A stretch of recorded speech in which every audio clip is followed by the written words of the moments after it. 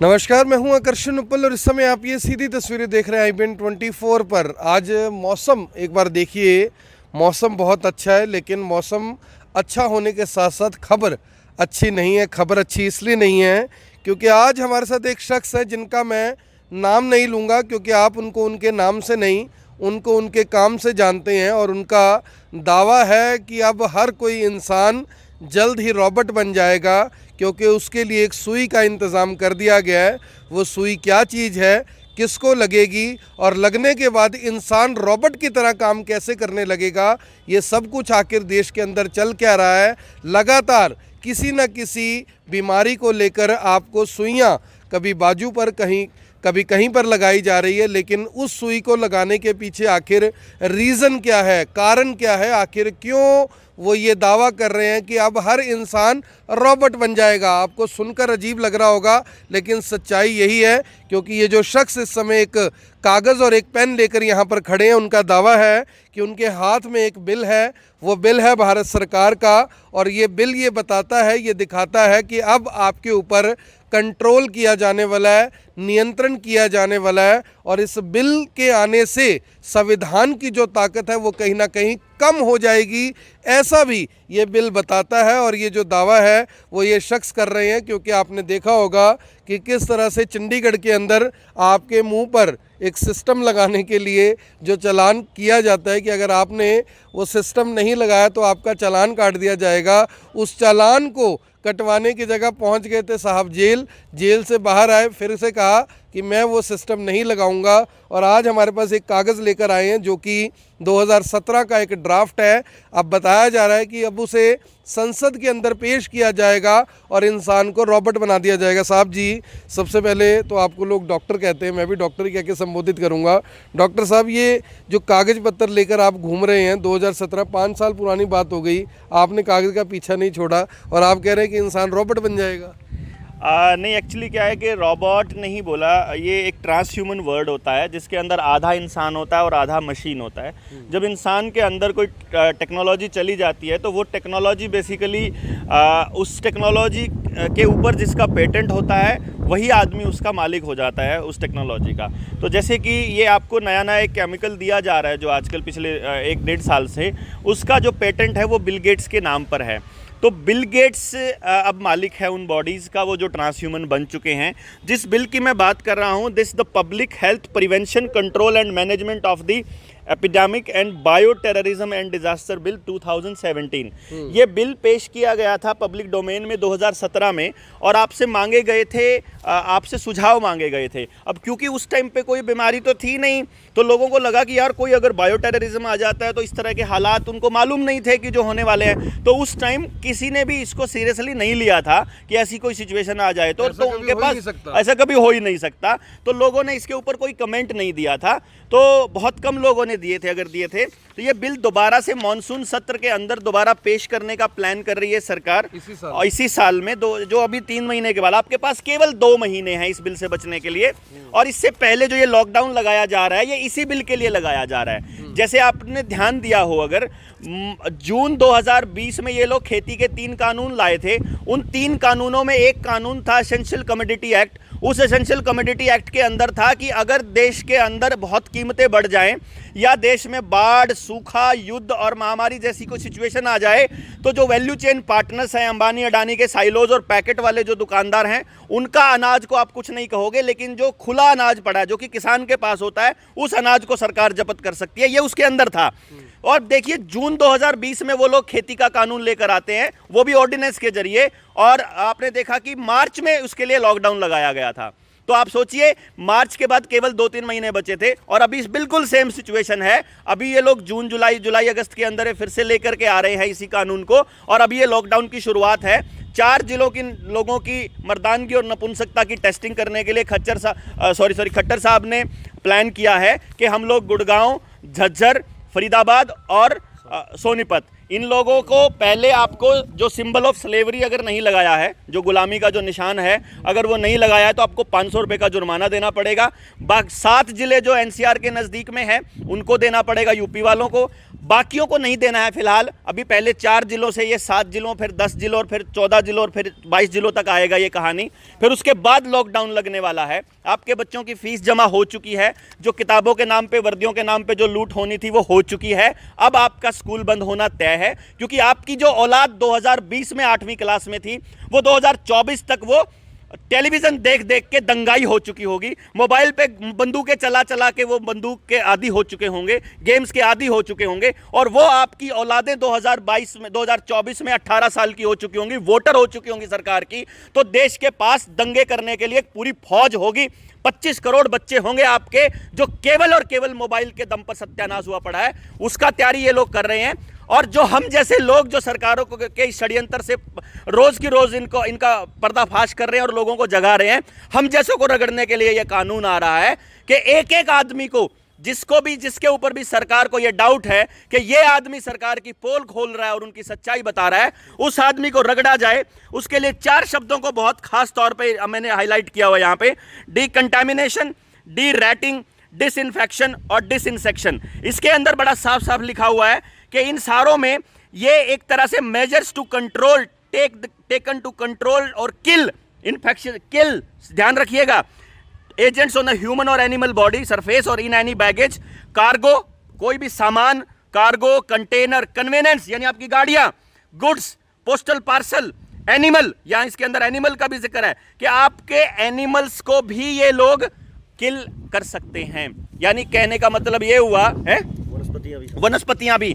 साथ में यह भी दिया हुआ है कि अगर मान लीजिए सरकार को यह डाउट होता है कि आपके घर में रखा हुआ कोई सामान, क्या सामान, आप बाहर से राशन लेकर के आए थे, आप बाहर से कोई सामान खरीद कर लाए थे, आपके घर डाकिया कुछ देकर के आया था, हमने एक दूसरे को, जब ये इंटरनेट बंद करेंगे, जो साइबर अटैक आएगा, साइबर अटैक का सिमुलेशन हो चुका है, मैं बता दूं, साइबर अटैक होने वाला है। डिजिटल करेंसी लाने के लिए ये लोग कहेंगे, जब आपका पैसा इन्होंने अपने जब्त कराना है तो वो कहेंगे पैसा फैला रहा है ये इन्फेक्शन, तो डिजिटल करेंसी लाना, एक तरह से लोग कहेंगे कि डिजिटल करेंसी ला के आओ, तो आपके घर में रखे हुए सामान को ये लोग नष्ट कर सकते हैं। उसमें अनाज भी शामिल है, उसके अंदर आपके घर का पालतू जानवर भी शामिल है, उसको ये लोग डिसइंफेक्ट कर सकते हैं।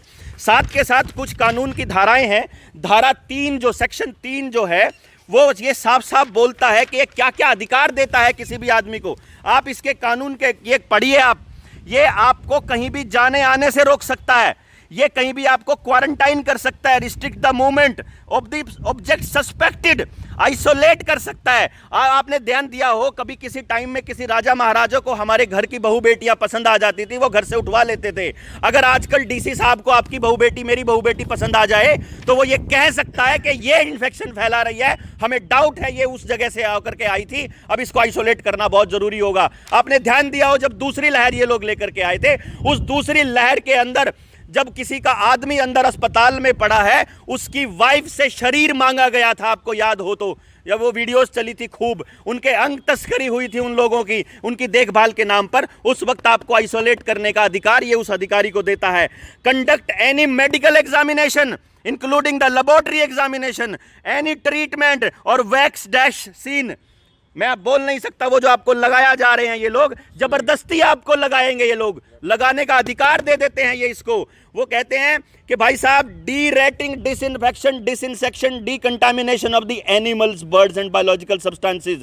आपका सामान, कंटेनर, गाड़ी, घर के साथ साथ आपके घर को, अगर ये लोग ये यकीन करते हैं ना कि आपका घर कंटामिनेशन फैला रहा है, आपके घर को नष्ट करने का अधिकार ये उस अधिकारी को देता है कानून। आपको कोई भी बाहर से सामान खरीदने का अधिकार नहीं होगा, आप कोई परचेज नहीं कर सकते, आप ट्रांसपोर्ट इस्तेमाल नहीं कर सकते, आपकी जिंदगी की सारी चीजें उसके अंदर आ जाएंगी। एक सबसे बड़ी बात, एक और चीज आ जाती है, अगर मैं आपको ये दिखा दूं कि भाई साहब ये ऑर्डर कर सकता है आपको डिटेंशन का कोई भी पर्सन, अगर इंटेंट टू ट्रैवल, अगर या मतलब ट्रैवलिंग या इंटेंट टू ट्रैवल, यानी अगर आप सफर कर रहे हो या सफर करने का इरादा भी है तो भी आपको पकड़ा जा सकता है। और साथ में authorize any person to enter inspect without prior notice.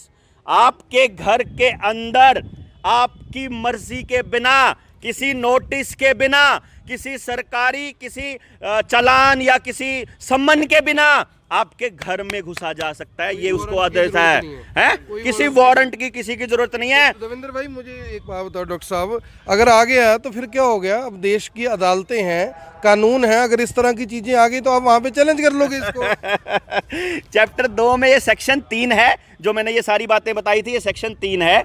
Section 3 के अंदर चैप्टर 3 पेनल्टीज हैं। अगर ये काम आपने गलती से पहली बार किया तो 10,000 रुपए तक जुर्माना है, जानबूझ के किया तो 25,000 तक है। लेकिन अगर आपने दूसरी बार किया तो, जानबूझ के किया पहली बार तो 50,000 तक है, और दूसरी बार किया तो 1 लाख तक जुर्माना और 2 साल तक की कैद। आपने कहा कि कानून है और अदालतें हैं, कोर्ट है, तो उसके लिए बता दूं चैप्टर 5 के अंदर मिसलिनियस में ये मेंशन किया हुआ है कि सेक्शन 3, 4 और 5 ये मैंने जो बोले हैं, इनके ऊपर no court shall take cognizance of any offence under section 3, 4 and 5। यानी कि इस देश की 140 करोड़ पॉपुलेशन को नेचुरल जस्टिस ऑफ लॉ के पास जाने से रोक दिया जाएगा। यानी आप कोर्ट की शरण नहीं ले सकते, क्योंकि इसके अंदर लिखा हुआ है किसी कोर्ट की औकात नहीं है आपका केस सुनने की। आपको ध्यान हो, अगर किसानों के लिए जो दूसरा कानून था जिसके अंदर एग्रीमेंट का जो केस था, उस एग्रीमेंट वाले कानून के अंदर लिखा हुआ था कि अगर किसान का झगड़ा हो जाए तो एसडीएम की कोर्ट या एडीसी की कोर्ट निपटारा करेगी। आपकी जो ये कोर्ट्स हैं इनको इजाजत नहीं है उसका, क्योंकि आपकी कोर्ट किस चीज का फैसला सुनाती है? आपकी संविधान के हिसाब से। संविधान को रगड़ने के लिए इंटरनेशनल ट्रीटी आ रही है WHO की, वो कहती है कि जल्दी से साइन करके भेजो, अप्रैल के एंड तक हमें साइन करके भेजना है। वहां ध्यान हो, मैं आपको बता रहा हूं, आपके देश का प्रधानमंत्री, सरकार इसलिए नहीं कहूंगा क्योंकि बाकी के लोगों को आपने उसी आदमी की शक्ल देख करके चूज किया था, आपने बाकी लोगों की छटनी उसी की शक्ल देख के की थी, आपने किसी नेता को नहीं चुना था। वो प्रधानमंत्री आपके देश को बेचने के लिए, आपके संविधान के चीथड़े उड़ाने के लिए वो क्या कर रहा है मालूम है? वो ये कर रहा है कि इंटरनेशनल WHO की जो ट्रीटी है, WHO की जो इंटरनेशनल ट्रीटी है पेंडेमिक के लिए, उसको साइन कर रहा है। उस ट्रीटी के अंदर बड़ा साफ साफ लिखा हुआ है कि अगर ये ट्रीटी अगर एक्टिव हो जाती है तो WHO के निर्देश काम करेंगे, देश का संविधान नल एंड वॉइड हो जाएगा। आपको ध्यान नहीं है मेरे दोस्तों, जिस वक्त इस देश के अंदर क्रिमिनल आइडेंटिफिकेशन प्रोसीजर कानून पास किया गया लोकसभा और राज्यसभा में, उस वक्त आपको कश्मीर फाइल दिखाई जा रही थी। जिस वक्त इसके लिए बात हो रही है उस वक्त आपको दिल्ली के अंदर दंगे कराए जा रहे हैं, प्लान्ड दंगे। ये दंगे करवा करके आपका ध्यान भटकाया जा रहा है। टेलीविजन पे कबाड़ा चल रहा है, इधर से लहर का कबाड़ा चल रहा है, इधर से कह रहे हैं कि ये आ गया, वो आ गया, नया वेरिएंट क्या आ गया। वो कहते हैं कि साइड इफेक्ट की बात नहीं करोगे, अगर किसी को साइड इफेक्ट हो जाए AEFI में उसका नाम दर्ज नहीं करोगे, उसका इलाज फ्री में नहीं करोगे, और किसी बीमारी से चाहे सड़ के लोग जा रहे हो, अपना शरीर दे रहे हो, उनका इलाज नहीं करोगे। लेकिन एक जरूर चाहिए आपको, क्यों भाई?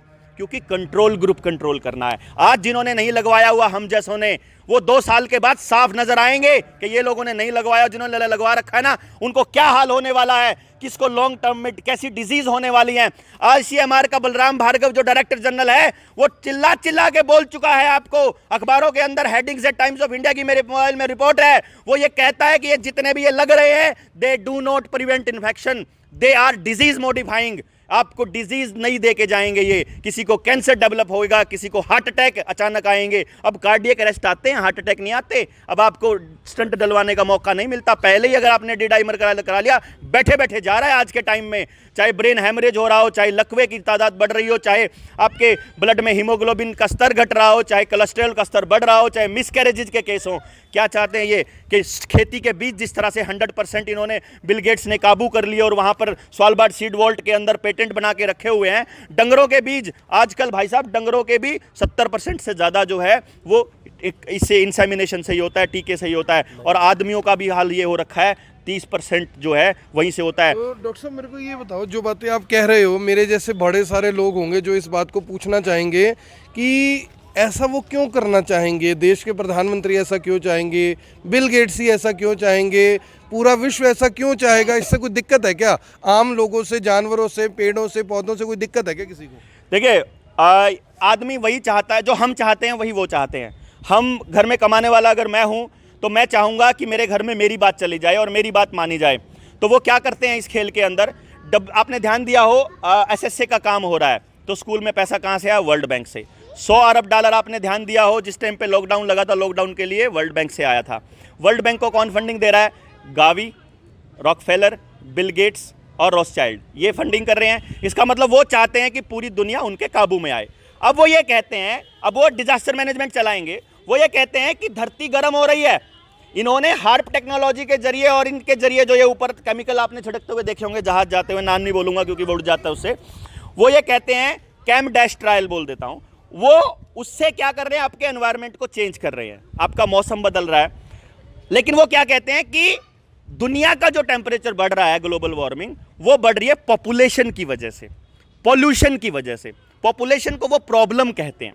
वो ये कहते हैं कि अगर धरती को बचाना है तो कार्बन एमिशन कम करना पड़ेगा।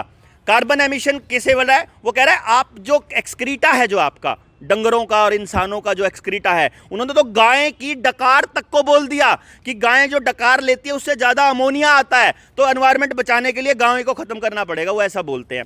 वो ये कहते हैं आपका कार्बन एमिशन ख़त्म करना पड़ेगा और उसका एक ही तरीका है, आपकी सांस कम कर दी जाए। और अभी आज की गाय को तो ये सरकार पूछती है। ये हमें लग सकता है या किसी को लग सकता है, सरकार ने एक ही काम किया है, आपकी भावनाओं के साथ खिलवाड़ है। बीफ एक्सपोर्ट में नंबर 1 हो चुका है देश। हाँ, ये बात तो सुनील भाई बता रहे हैं कि इस 2016 से हमारा देश, 14 में सरकार बनी थी, 2016 से लेके आज तक हमारा देश बीफ के एक्सपोर्ट में दुनिया में नंबर 1 है। तो बीफ के और एक और बात बता दूं, मुजफ्फरनगर एरिया के अंदर जितनी भी बीफ की फैक्ट्रीज हैं, सारी की सारी भाजपा के सांसद और विधायकों की है, हिंदू भाजपा सांसदों की, इन पार्टनर ऑफ मुस्लिम्स लोग, ताकि चेहरे पे मुस्लिम नजर आए, दिखे आपको ये कि मुसलमान करते हैं और कर रहे हैं। ये जो संगीत सोम जैसे जो गुंडे लोग हैं, जो भाजपा के ही सांसद हैं, भाजपा के ही लोग जो हैं बीफ एक्सपोर्ट का सबसे बड़ा धंधा करते हैं और सबसे बड़ा काम इन्हीं का है। तो ये कितने बड़े देशभक्त हैं, कितने बड़े गौ भक्त हैं, ये इससे का आप देखिए ना, राम के नाम पर देश को बांट दिया। मेरा राम रोम रोम में बसता है। मेरा जमींदार घर से निकल ले भाई राम का नाम, अपने बैल को बोला करता था, राम राम भाई, राम राम ताई, राम राम राम राम राम, अरे राम तो बरस गया, अरे राम ने तो दुखी कर दिए, तड़के तले के सांझ तक राम होया करता। इन लोगों ने षड्यंत्र के तहत राम को शक्ल दी और बर्बाद किया। पेटेंट तो नहीं, खैर इनकी औकात नहीं है, लेकिन हम लोगों को मैं कह दूं मेरे दोस्तों, जहांगीरपुरी में जब आपका बच्चा दंगे कर रहा था, उस वक्त अमित शाह का बेटा वर्ल्ड इकोनॉमिक फोरम के साथ बैठा ऐश कर रहा था। इनको बोलिए, अगर सचमुच आपको लगता है कि हम खतरे में है ना, तो नेताओं के बच्चे आएंगे सबसे आगे लड़ाई लड़ने के लिए। आपको बचाना है तो नेता क्यों नहीं आता है, क्यों नहीं प्रधानमंत्री आता? कहता है इनके गुंडे इन्होंने छोड़ रखे हैं किराए पर बकवास करने के लिए। ओवैसी जैसे आदमी को ये लोग किराए पे बिठाते हैं। मैंने उनके साथ कितनी गहराई से बात करके देखी कि भाई तुम लोग ये क्यों करते हो, हमको तो फंडिंग मिलती है। आपको ये सारा का सारा काम करने के लिए, भाषण देने के लिए, इस तरह के दंगे भड़काने के लिए बाकायदा पैसा मिलता है मेरे दोस्तों। आपको इन दंगों में उलझा करके कहीं और काम लगा के रखा हुआ है। इस खेल को समझना बहुत ज़रूरी है, आपके लिए बहुत ज़्यादा ज़रूरी है कि आप असली मुद्दों पे बात करो। ये कहते हैं कि ये कानून कब लागू हो जाएगा, जब आपको ये वाली बीमारियां हो जाएंगी। लिस्ट तो देख लो एक बार मेरे दोस्तों, कौन सी बीमारी के टाइम आपके घर वालों को उठाने का आज़ाद है। Anthrax, bird flu, chicken pox, chikungunya, cholera, dengue, diphtheria, enteric fevers, ये मतलब इन्फ्लुएंजा, जुखाम, फूड पॉइजनिंग, अरे काला अजहर, जापानीज मलेरिया, मीजल्स, अरे ये वाली बीमारियां जो आपको कुत्ता काट से तो भी आपको रेबीज, येलो फीवर, ये इसलिए है ना क्योंकि इनको एनिमल, देखो ना, ये कुत्ते से काटने वाले, किसी जानवर के काटने से या उसके साथ रहने से अगर कोई भी बीमारी होती है तो ये उन जानवरों को मारने के लिए खेला। ये मेरे को एक बात बताओ, हमारे पास 2 मिनट और है, 20 मिनट होने वाले हैं। कुत्ता तो पहले भी काटता था, लेकिन कानून पहले नहीं आया। और जो ये बीमारी आजकल चल रही है, ये 2020 में आई है, बिल 2017 में कैसे बन गया? हाँ, तो फिर 2017 में वो टेस्ट किट कैसे खरीद ली मेरे दोस्त? 2015 में वो टेस्ट किट कैसे पेटेंट हो गई रॉथस्चाइल्ड के नाम पे? जिस टेस्ट किट को बोल रहे हैं, हर वेरिएंट को उसी टेस्ट किट से चेक कर रहे हैं, जबकि उसको बनाने वाला डॉक्टर मूलिस बोल के गया, भाई मेरी ये टेस्ट जो है ये डायग्नोज पर्पज के लिए नहीं है, इस किट को क्यों खामखाई खरीदा? वर्ल्ड बैंक से कर्जा लेके भारत ने खरीदी और उसका नाम लिखा हुआ है COVID-19 करके टेस्ट किट, ऐसा करके 2017 का वर्ल्ड बैंक का डॉक्यूमेंट है। वो उस टाइम पे कैसे खरीद ली? ये षड्यंत्र एक्चुअली इनका पिछले प्लान से चल रहा है। 2012 से लोगों को मालूम था। राजीव भाई ने तो कब बताया था यार इनके बारे में? 1990 में राजीव दीक्षित भाई ने 1990 में बता के गए हैं कि ताशकंद समझौते, वर्ल्ड इकोनॉमिक फोरम के से पहले WTO के जो समझौते होते थे, वो समझौते क्यों करे गए थे? ये एक्चुअली चाइना, अमेरिका और रशिया तीनों के तीनों मुल्क को कंट्रोल करके वो जो 13 फैमिलीज़ हैं जो आजकल जिनका चेहरा रॉथशाइल्ड, रॉकफेलर और बिल गेट्स बना हुआ है, वो चाहते हैं पूरा कंट्रोल आपके ऊपर करना। इसमें देखियो जो ब्लू रिवर टेक्नोलॉजी का जिक्र प्रधानमंत्री ने संसद में किया था, वो ब्लू रिवर टेक्नोलॉजी जो इसने बनाई थी जॉन डीरे ट्रैक्टर ने, उसका मालिक बिल गेट्स है। बात ये है, आखिर में मैं कहूँगा तरीका क्या है बचने का, कैसे बचा जाए? आपने ये देखो, ये मेरे को इन्होंने दिखाया था कि आप बन जाओगे, आधे रोबोट बन जाओगे और आधे इंसान रह जाओगे। ये जो आपने बात बोली थी, इसका क्या आधार क्या है इस बात का? इसका आधार ये है कि जो आपके शरीर में जा रहे हैं वो नैनो पार्टिकल्स जा रहे हैं। इन नैनो पार्टिकल्स को अभी 2-3 दिन पहले की खबर है, मैं आपको भेज दूंगा, चाहे बेशक चला भी देना, नीचे कमेंट में मैं डाल दूंगा आपके। उसके अंदर ये लिखा हुआ है कि एक तो आपका शरीर आपका नहीं रहेगा, दूसरे नंबर पे वो रोबोट्स आपके दिमाग, शरीर भी हमारा रहेगा। किसका रहेगा वो? बिल गेट्स का। अच्छा। जिसकी टेक्नोलॉजी इस्तेमाल हो रही है ना, उसके अंदर उसी का तो नाम पे पेटेंट है ना सारा।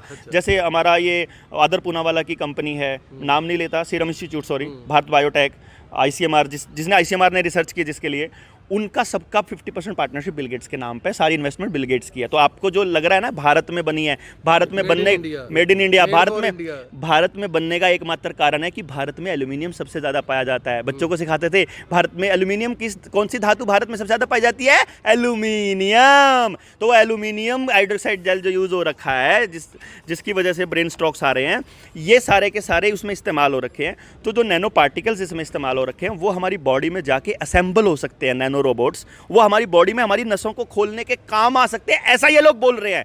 आगे आने वाले वक्त में RFID आएगी, पहले यहां पर लगेगी चिप आपके सारी चीजों को कंट्रोल करने के लिए। क्योंकि ध्यान दीजिए, आपका पानी का बिल, गैस का बिल, पेट्रोल का बिल, आपकी ITR, आपका बैंक अकाउंट, आपका पैन, सब कुछ आपकी जिंदगी से जुड़ा, आपकी धरती की, आपकी जमीन की रजिस्ट्रेशन, आपके घर का रजिस्ट्री, आपकी एक एक चीज आधार के साथ जोड़ करके इन्होंने उस सर्टिफिकेट के साथ जोड़ी हुई है। वो सर्टिफिकेट दिखाओगे तो वहां जाओगे, दिखाओ। ये चला था ना, आपको ये नहीं कहा गया कि आप ठीक रहोगे, ये नहीं कहा कि अगर आपको कुछ हो गया तो सरकार जिम्मेदार होगी। ये कहा गया अगर आपने नहीं लिया तो आपको वहां नहीं जाने देंगे, तनख्वाह नहीं, काम नहीं कर सकते, दुकान नहीं खोल सकते।